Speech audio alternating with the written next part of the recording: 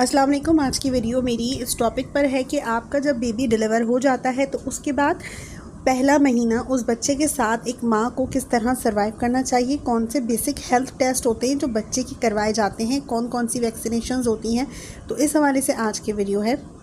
माँ को अपनी टेक केयर किस तरह से करनी है और क्या क्या प्रॉन्स एंड कॉन्स होते हैं, तो आज की इस छोटी सी वीडियो में हम जानेंगे। अगर आप एक खातून हैं, प्रेगनेंसी प्लान कर रही हैं या किसी भी उम्र के हिस्से में है तो आप मेरे चैनल को सब्सक्राइब कर सकती हैं, क्योंकि इस चैनल पर मैं होम्योपैथिक मेडिसिन, ख़वातीन की सेहत के हवाले से और प्रेगनेंसी इशूज़ के हवाले से न्यूट्री केयर ट्रीटमेंट, ये सब आपको बता रही हूँ।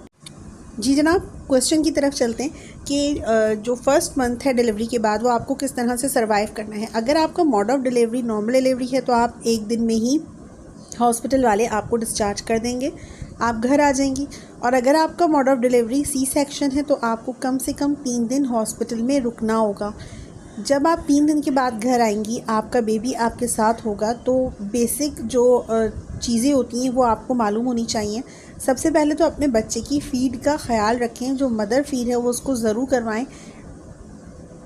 पैदाइश के 6 महीने तक बच्चे को जो माँ अपना फ़ीड कराती है, उस बच्चे की जो इम्यूनिटी होती है वो मज़बूत हो जाती है। बीमारियों से लड़ने के लिए जो क़ुव्वत मुदाफ़ियत चाहिए वो मज़बूत हो जाती है बच्चे की। तो अपना फ़ीड कम से कम 6 महीने तक ज़रूर करवाएं और इससे आपकी ख़ुद की हेल्थ भी अच्छी रहती है। माँ और बच्चे के बीच में जो बॉन्ड होता है वो स्ट्रॉन्ग होता है।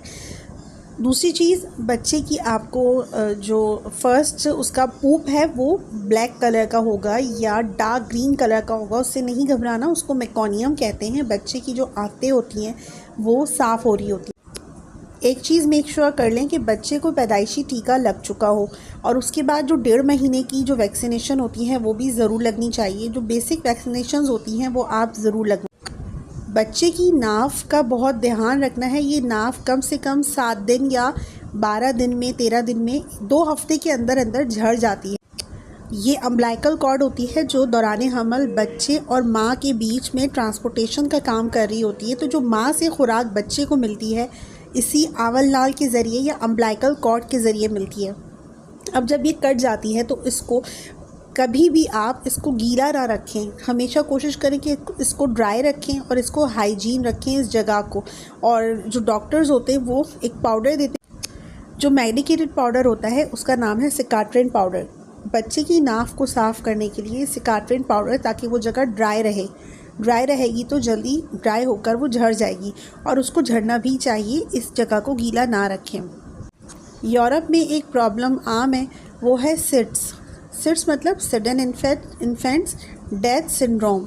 ये उन माँओं के बच्चों को होता है जो सोते हुए मर जाते हैं। तो ये उन माँओं के बच्चों को होता है जो अपने से दूर बच्चे को सुलाती हैं। तो कोशिश करें कि बच्चे को अपने करीब सुलाएं। यूरोपियन माएँ क्या करती हैं कि अपने बच्चे को दूसरे रूम में सुला देती हैं जबकि वो न्यूबॉर्न होता है। तो आप ऐसा ना करें। अल्हम्दुलिल्लाह हम ऐसे कल्चर में रहते हैं जहाँ पे ये चीज़ कॉमन नहीं है।